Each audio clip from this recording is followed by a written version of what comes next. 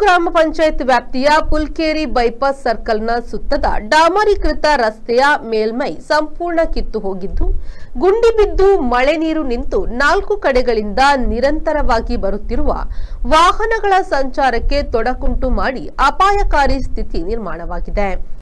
ಇತ್ತೀಚೆಗೆ ಸುರಿದ ಭಾರೀ ಮಳೆಯಿಂದಾಗಿ ಹಲವಾರು ಅಪಘಾತಗಳು ಸಂಭವಿಸಿ ಸಾರ್ವಜನಿಕರ ಆಕ್ರೋಶಕ್ಕೆ ಕಾರಣವಾಗಿತ್ತು.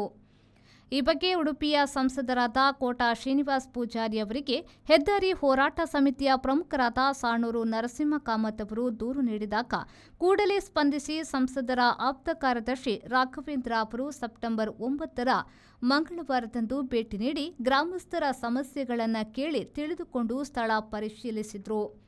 ರಾಷ್ಟ್ರೀಯ ಹೆದ್ದಾರಿ ಇಂಜಿನಿಯರ್ ಸಂತೋಷ್ ಕುಮಾರ್ ಮತ್ತು ದಿಲೀಪ್ ಬಿಲ್ಡ್ಕಾನ್ ಕನ್ಸ್ಟ್ರಕ್ಷನ್ ಮ್ಯಾನೇಜರ್ ಬಾಲಾಜಿ ಅವರಿಗೆ ಕ್ರಮ ಕೈಗೊಳ್ಳುವಂತೆ ಸೂಚಿಸಿದರು. 1 ವಾರದ ಒಳಗೆ ಬೈಪಾಸ್ ಸರ್ಕಲ್ ಸುತ್ತ ಮತ್ತು ಕಾರ್ಕಳದ ಕಡೆಗೆ ಹೋಗುವ ರಸ್ತೆಯ ಮೇಲ್ಮೈಯನ್ನ ಮರು ಡಾಮರೀಕರಣ ಮಾಡಿಕೊಡುವುದಾಗಿ ಭರವಸೆ ನೀಡಿದರು. ರಾಷ್ಟ್ರೀಯ ಹೆದ್ದಾರಿಯಿಂದ ಇಂದಿರಾನಗರಕ್ಕೆ ಹೋಗುವ ರಸ್ತೆಯ ಬದಿಯ ಚರಂಡಿಯಲ್ಲಿ ಮಣ್ಣು ತುಂಬಿದ್ದು, ನೀರು ರಸ್ತೆಯ ಮೇಲೆ ಹರಿಯುತ್ತಿದ್ದು, ಈಗಾಗಲೇ ಹಲವಾರು ಮಂದಿ ಪ್ರಯಾಣಿಕರು ಚರಂಡಿಗೆ ಜಾರಿ ಬಿದ್ದು ಅಪಾಯಕಾರಿ ಸ್ಥಿತಿ ನಿರ್ಮಾಣವಾಗಿರುವುದನ್ನು ಪರಿಶೀಲಿಸಲಾಯಿತು. ಶಾಶ್ವತವಾಗಿ ಕಾಂಕ್ರೀಟ್ ಚರಂಡಿ ನಿರ್ಮಾಣ ಮಾಡುವುದಾಗಿ ಹೆದ್ದಾರಿ ಇಂಜಿನಿಯರ್ ಅವರು ಭರವಸೆಯನ್ನ ನೀಡಿದರು.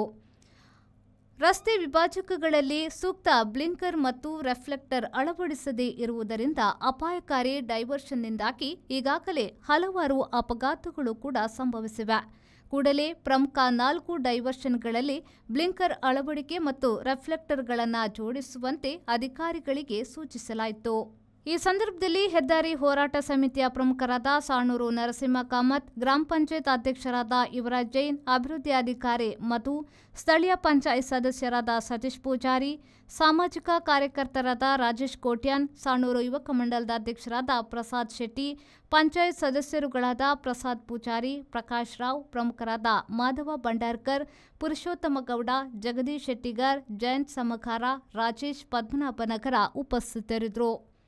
ಕೆಎಂ ಖಲೀಲ್, ವಿ4 ನ್ಯೂಸ್, ಕಾರ್ಕಳ.